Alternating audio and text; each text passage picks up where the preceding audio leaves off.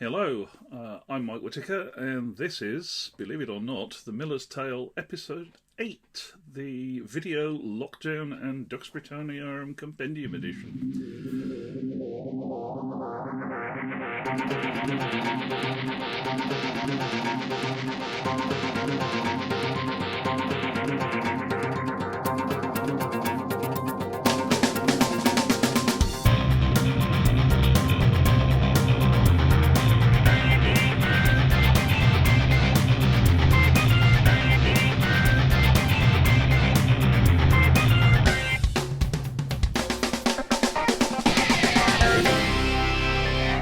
So, yeah, it's been, as I said in the show intro, it's been a long and somewhat crazy 18 months, and I think most of us have suffered in some way or another. I've been, I guess, fairly lucky in that I am somewhat used to working from home. I think of my 30 years in software engineering, I guess I've spent half of it working from home rather than working in an office, so that part of it has been, well, yeah, that's been okay. I know for some people it's been absolute hell, for which I sympathise, and I do appreciate that I am very lucky on this score. Part of my commitment in lockdown turns out to be that Church discovered I can edit video, and I can also make music, which latter they knew anyway. So I have spent probably 3 evenings a week, well, 2 evenings and a Saturday most weeks, putting together either music or full virtual services for church. And I have to say that the fact that we actually went back to live music today, in fact, while you are watching this, I am probably sitting on stage, socially distanced from the rest of my fellow musicians, playing guitar for the first time in 18 months. Means that I am finally done with that particular aspect of lockdown, which I'm very, very grateful for. One of the knock-on effects of that, and this is something that I had quite difficulty getting my head around, and I don't know if other people feel the same. There are different types of free time. And yeah, by the time I have done a lot of sitting down, concentrating on a computer screen, outside of the fact that I'm still doing a 9-to-5 software engineering job, I'm pretty much out of the headspace for doing more of the same. And one of the unfortunate victims of that, obviously enough, has been the Dux Britanniarum Compendium. I would love to say that with the advent of lockdown and having free time, not going out in the evenings, I've had plenty of time to catch up on the last few bits of the compendium, but sadly, it ain't so. And while I'm somewhat sorry and conscious of the fact that it's taken far too long to get where it is what it is. The things that are left to do are very much the sit in front of a computer and concentrate like mad for several hours tasks, of which more I'll explain later. And frankly, you hit the point where you don't want to see another computer for the rest of the week, to be honest. And I think I was getting to that point. I suspect that other people can empathise with this. But anyway, things are looking up, I hope. I'm not going to commit to anything firmly because no doubt life is going to come along and surprise me with something else, or we'll have another lockdown and I'll have to go back to editing videos. Although, to be fair, we do have a library of about 150 songs for church now, so I can always just tell them to go and pick some from those. So, let's move on to happier things, and let's actually talk about the compendium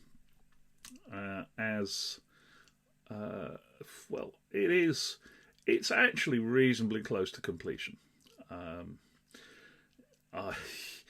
Let's see. I think it was started in about 2015. At least it feels like it. It certainly feels like it's been at least that long. I could search the blog to find out, but I suspect that will be far too embarrassing. So, and it's been written in all manner of strange spaces. I've had discussions with bits of it with Andy Hawes on the balcony of the Inigo in the O2 while waiting for acts to come on at country to country. I have written chunks of it in hotels in Minneapolis, apartments in Branson, Missouri. It's been interesting. We've had a bunch of playtests online and offline. I'd like to thank the playtest folks who will get credits in the introduction when I get around to writing it. We've found a lot of kinks in some of the scenarios and the like, and their next job, if they choose to accept it, is going to be the proofreading, which will be, I'd like to say soon, but I believe the tradition is to say Easter. There's a bit to go, as I said, which I'll mention later, but let's wander through what's actually in the compendium, just to give you a teaser.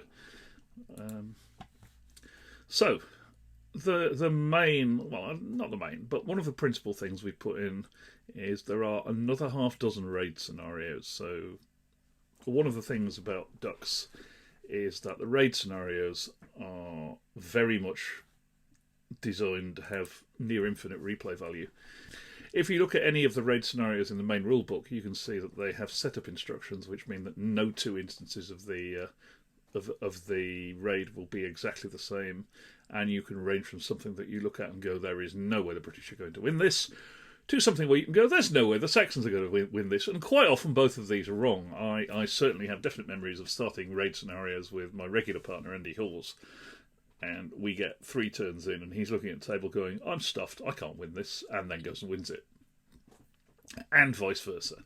So the aim with the raid scenarios was to add more scenarios with a similar kind of feel, a similar kind of design, such that you could play them again and again and you wouldn't get the same result. So what we have half a dozen scenarios, which are a boar hunt, which is essentially a small group of Saxons are detached from the main party hunting for boar. The British spot them, the rest of the Saxon force come and join the fun. A very similar one called the deer hunt. Essentially, the Saxons and the British have heard rumours of a legendary white stag or similar. You can tweak this scenario to your heart's content, where they are going to attempt to flush it out from a wooded area. This one's quite fun because the deployment conditions are incredibly chaotic. Every single unit and noble can randomly turn up anywhere in the first 3 or 4 turns and anywhere on their edge, their long edge of the battlefield, which can mean that you have uncommanded units until such time as you can get a noble to them, which makes for it makes for fun, shall we say. We have the tax gatherer. Essentially, that's a very Robin Hoodish scenario in some ways. An envoy of the British king's returning from collecting taxes, and the Saxons have found this out and they're going to try and intercept him. This was a bit of a pig to play test. There is a bit of a tipping point in the setup conditions between there is no way the Saxons can catch the tax gatherer and there is no way the Saxons can get away. So it did require a certain degree of fine-tuning to sit the tax gatherer's movement, initial movement and deployment to be in between those 2 points. But thanks to the playtesters who've basically, we ran it many, many times and scratched our heads a lot, I think we've got that one sorted. There is a little one called the Pilgrimage, where some monks are transporting a holy relic to a settlement, and the Saxons get to head them off at the pass and try and retrieve the holy knucklebone of St. Cuthbert, or whatever it turns out to be. Again, that's probably had the least testing so far, but seems to work quite well. We have a treasure hunt, which some of you who were at Steel Lard, good lord, in 2019, that must be now, may have played. It's what it says on the tin. It's a number of treasure tokens around the table, and both factions have heard rumours of some lost Roman treasure in ruins, and both factions are going looking. that one seems to work quite well. There was some fun. We had some fun with that. And the final one is called The Rescue. There are several people appear to have written variants of this one. I carefully didn't look at anybody else's while writing this one. But essentially, a Saxon notable has been taken prisoner by the British. And we arrive, as it were, in media res, just after a small rescue party have managed to spring them from where the British have got them held, and they need to make it off the table before the British catch them, with the assistance of a larger rescue party. The other thing we added is coastal raids. Now a coastal raid happens when you are the attacker in a province which is a coast, strangely enough. So the coast of East Yorkshire, of Lincolnshire, the Norfolk coast, so on and so forth. You can optionally have a table set up which has a shoreline along either the long or the short edge, and you can go and attempt to. Essentially, it's a village raid, but with extra wetness, if you like. Run that at a couple of virtual lards, and again, it seems to go pretty well. So hopefully, people will enjoy that one as well. It's certainly different, and if you've got the scenery for it, it can look quite impressive. There should be some pictures to go with that, so you can see. Now, the other thing we added was a tweak to battles. Now, one of the problems with pitch battles in Dux is that they are, as it stands, they're set up across the long edge of the table, and each force deploys on one 2-foot section. So it's possible to have a battle which essentially can take place either down one particular 2-foot wide by 4-foot long stretch of the battlefield, or alternatively can take place across opposite corners, which both of which can be a little I don't know what the word is. They feel a bit laboured. So we revisited battles with the thought that there's a distinction, if you like, between a battle and a raid, in that a raid is about things. They're about stealing food, they're about stealing cattle, they're about stealing treasure, they're about hunting animals. Battles are they're not about things, they're about places. They're about taking a crossroads, taking a fort, taking a river crossing, that kind of thing. So we decided that I think this one was genuinely born of sitting in a random corner of the O2 with Andy Hawes waiting for an act to start and bouncing ideas around. But the idea is that the table is run long ways rather than width ways, and you'll see this in the graphic that's up next to me. And there is an objective in the middle third of the table, which can be a fortification, a settlement, a dike, a river crossing, or a crossroads. And the defenders have a small garrison on the objective, and the remainder of their forces are sitting on the edge of the table, and the Saxons, or the attackers, whoever they are, come in from the opposite edge and have to take the objective. There are force morale losses if you capture the objective, and if you recapture it from the people who stole it, they get a force morale loss. So it seems to work. I'm quite happy with this. We have tried it on a number of virtual lard games. I think probably 3 by now we've had have been battles, and I've run a couple at the club and in one case with friends in lockdown, and it does seem to give the right kind of feel for a Age of Arthur battle. So hopefully that's something that you'll enjoy.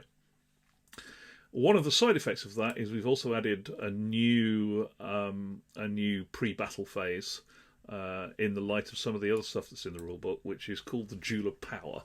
In the event that you have individuals in your force who are priestly or sorceress types, then they can have some form of confrontation to test their powers against each other in much the same way that champions can fight.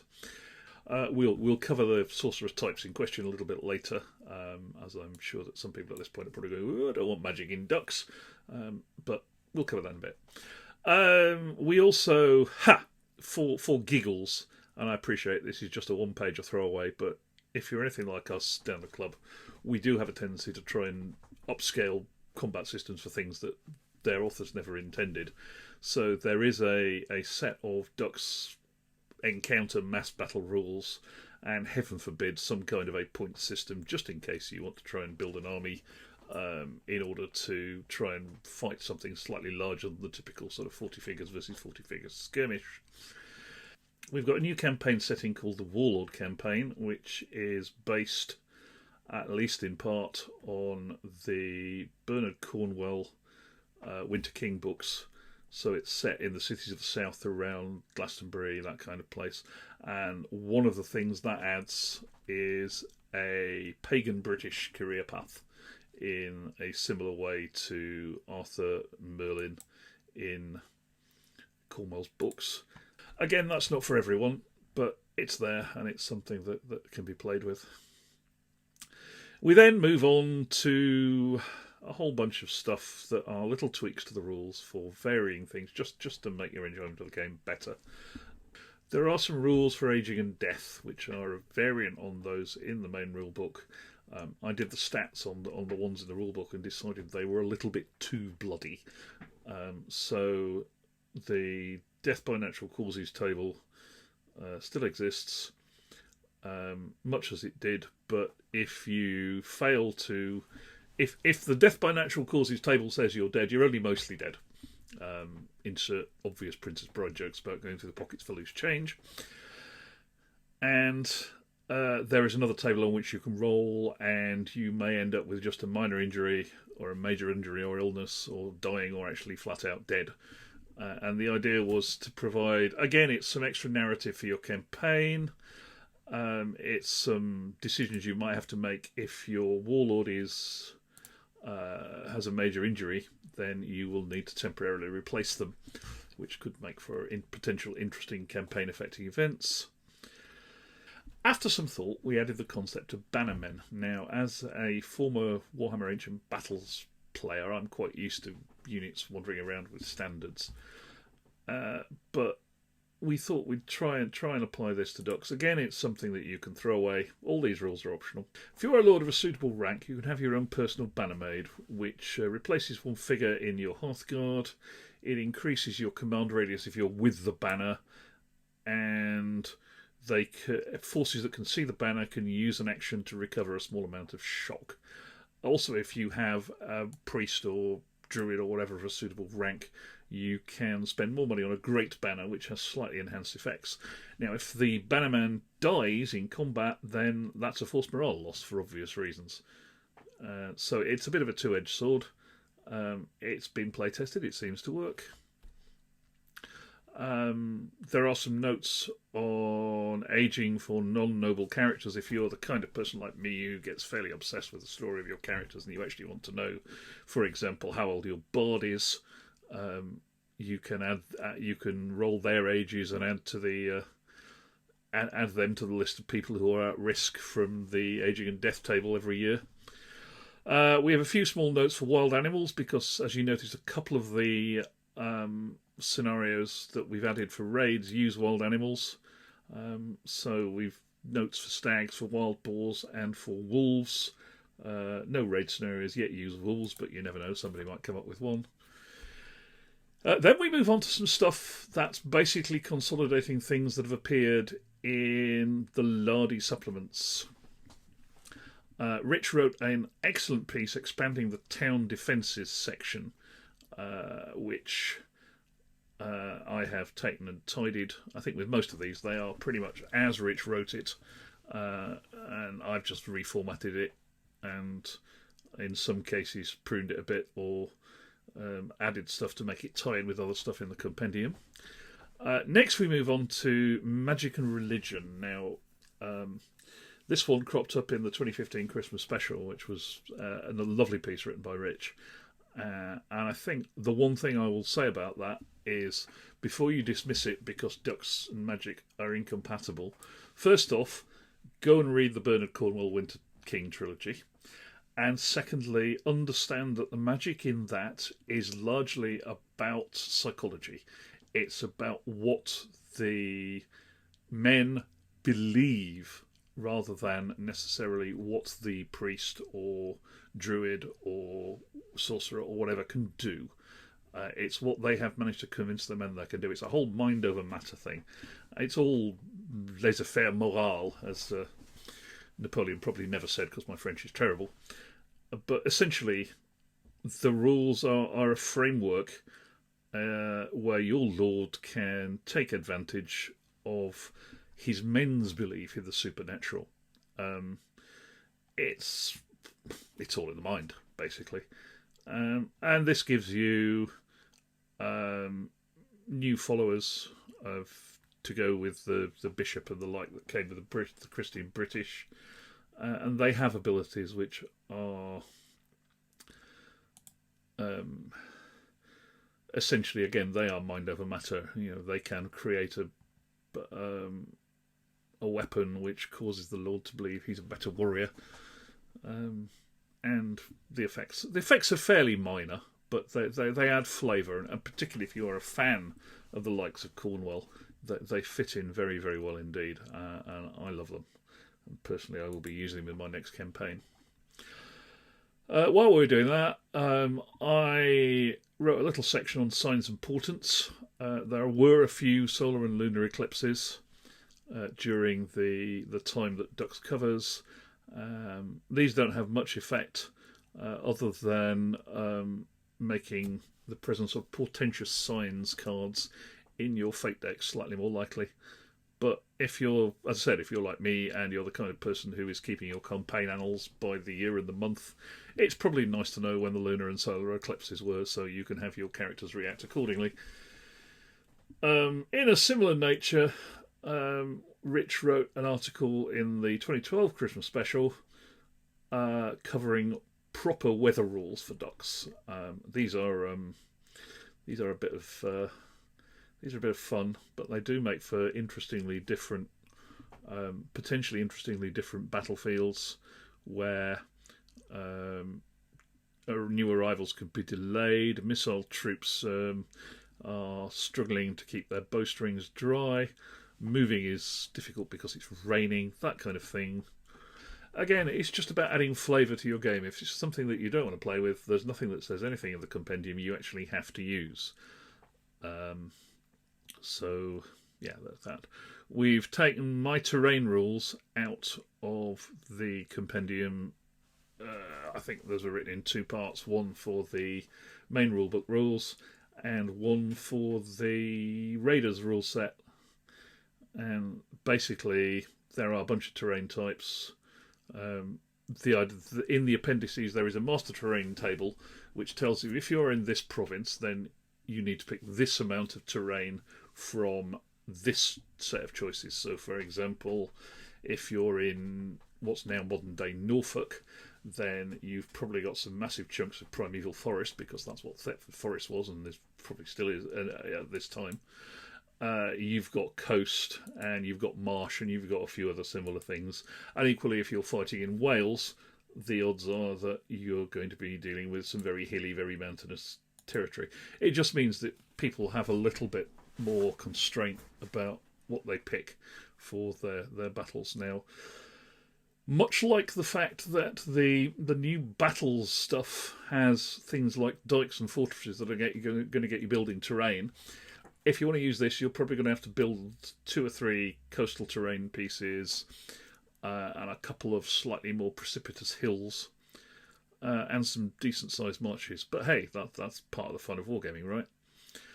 And then we move on to the appendices, because that's pretty much all there is in the body. The appendices include a master province table, which is the thing for the terrain rules. And I basically tried to pull together everything from both rule books. So basically that means for every province you have their fortification level, the number of terrain pieces you pick, where it is in terms of modern day England, what resources it has, which is a thing that was introduced in Raiders, and that basically runs through all the provinces for both Dux and Raiders, which was a feat in itself. That was one of those things that, going back to the concept of not wanting to sit and stare at a computer for long periods of time once you've spent however many hours editing video, that was one of the ones I just burnt out on for a while, because it was just data gathering and sticking stuff in tables. But that one's now done. One of the appendices is trying to collate together all the things you have to do for a campaign turn, because I'm quite conscious that some of those are dotted around the rulebook in various places. So there is going to be a section, which is one of the ones that's part finished, on what to do at the start of the month, what to check for, what to do where, if you're not in the middle of a siege, you can skip the next 3 sections, etc. But those are very much dotted around the rulebook at the moment, so the idea was to gather those into one solid place. Similarly, the career paths are a bit dotted about the rulebooks. In a couple of places they're printed landscape rather than portrait. And of course we have added the pagan British. And again, they're a bit of a data gathering operation. I'm about halfway through that one now, so hopefully we'll get that one finished. The next thing is a labour of love, initially from Derek Hodge, Derek, who has set himself the unenviable task of documenting every time Rich made a rules clarification, be it on the mailing list or on the forum, and noting it down. Now, that's got a bit more than that. Partly because, to a degree, I have Rich's blessing to make interpretations, because, by his own admission, he wrote the damn things nearly a decade ago, and there are those of us playing Dux who probably know it better than much better than he does these days. So there are a bunch of rules clarifications for which I think Derek takes most of the credit. Where I can, I've asked Rich for clarifications. Failing that, it's quite often been bounced around the people I know in the playtest group, plus Andy Hawes is my regular opponent, where we've said... So there are basically bits of the rules where we said, let's make a decision on this where it's not clear. If you don't like the decisions, you don't have to abide by them, but we felt that codifying a set of clarifications was probably beneficial to everybody playing Dux, because there are a bunch of fairly common questions that get asked. Also in the appendices, Rich wrote an excellent set of player notes for the blog, which, good lord, was 8 years ago, according to my notes here. And basically on how to play, tactics, managing your fate hand, movement, combat, that kind of thing. And again, it's something that it was nice to gather all this in one place. Part of the reason why we're calling it a compendium, because there's a degree to which we are just pulling together a whole load of stuff that is dotted all around the place. Finishing off then. There's a name generation guide. There's a couple of bits of that on the Lard Island blog and website. We've expanded that a bit with some references and some how to build Saxon names from name fragments if you want meaningful names. I have a couple of friends who are amateur dyers with medieval dye stuffs, medieval and ancient dye stuffs. So I'm still in the middle of persuading them to provide me with some dye samples for the more common ancient dye stuffs. And there is an appendix, Colours of the Dark Ages, which will have some sample colours, which I suspect Hollywood and TV will be quite surprised how bright some of them are. Last but by no means least, we have a bibliography, which is purely a personal preference thing. I mean, the historical stuff Rich glossed on in the main rule set. There's some more modern text. There's Guy Halsol's Worlds of Arthur, obviously. There's a few other interesting things. I've included John Morris. I know a lot of people disagree with him, but there are some... It's worth knowing what he said to know whether or not you would to disagree with him. And then there is a bunch of Arthurian fiction. I've tried to stay away from the Mort Darther, Tennyson, High Magic, Knights of the Round Table stuff, and gone for the ones where Arthur is, as per our conceit in these rules, a Dark Ages warlord. There are a surprising number, and they're all, I think, worth reading for gathering inspiration. There's a bunch of record sheets. I know we've got various of them, again, dotted about various downloads. The idea behind those is that there's a photocopiable page in the back of the book, and I'll make those available as PDF. I'm toying with the idea of unit cards, which I've found very useful in a few other games. I now use them in Pikeman's Lament in an attempt to not forget what my units can do, and just having a little card that says versus melee, versus missile, versus skirmish, what's your no effect shot kill numbers, what's your move, can you do shield, all that kind of thing. Again, they're there, use them or not use them. They'll be available for download and cut and print. And last but by no means least, and I do mean it at this point, there is the dreaded index. This is probably the major thing that I'm dreading, and as being one of those things that I've just looked at and gone, I can't face that right now. And hopefully now that I've got my major lockdown commitments hopefully done and dusted, assuming we don't go back into lockdown, I'm going to take some time and actually sit down and index the main rulebook, Raiders, and the compendium. Now, obviously, I can't do that until I finish the compendium because the page numbers are going to move and vary. As you probably noticed from the screenshots I've been putting up, I am typesetting as I go using Apple Pages. On the upside, I find it actually very inspiring that what I'm typing into is having the look of a finished book. On the downside, I've been doing it on 3 different machines, from my laptop to my iMac to my new Mac Mini, and for the first 4 years of the life of the book, I'd failed to notice that 2 of them had 2 different versions of the Sego UI font installed on them, and every time I switched from one machine to another, all the formatting went skew with. As it stands, because of the way Pages works, I can't lock floating text, floating tables or float the like to a set page, which means that every so often I add a new page and everything shifts by 1, so there's a massive reformat.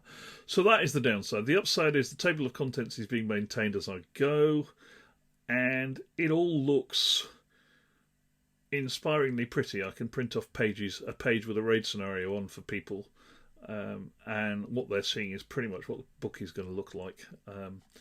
Had to do a little bit of research to figure out what fonts Rich was using, so it does carry the same Hearth style.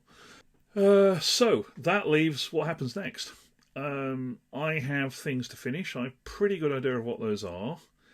I am hoping that with the advent of having got this out of the way, this being Virtual Hereward, having got spending half my evenings working for church out of the way, and a few other things, that I'm going to be able to probably dedicate an evening a week to working on this. Part of the reason for doing this podcast, if podcast you want to call it, is motivation for me. I'd really very much like to get this out of the way. It's been hanging over me for quite a while, and I really would like to let other folks see the fruits of my labour.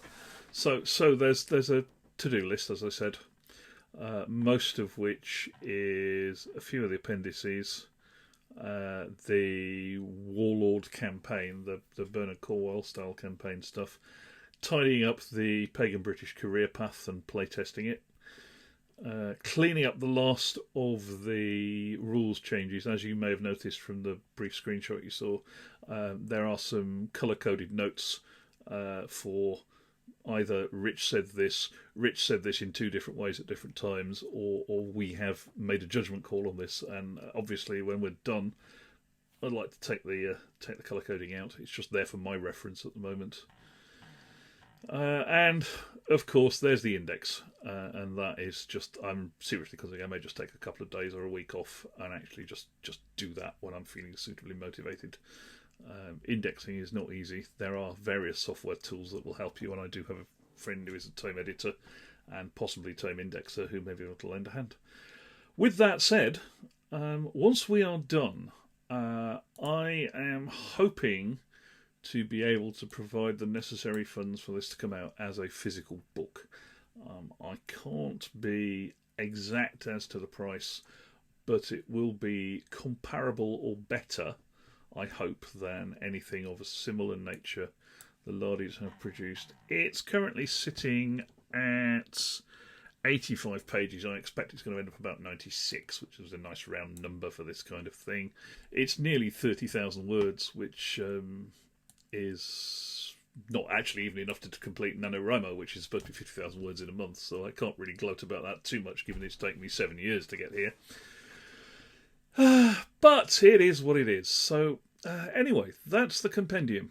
I hope this has been interesting to some people, and I would hope also, from my point of view, that actually sitting up and talking about it is enough motivation and kick to me to get the damn thing finished.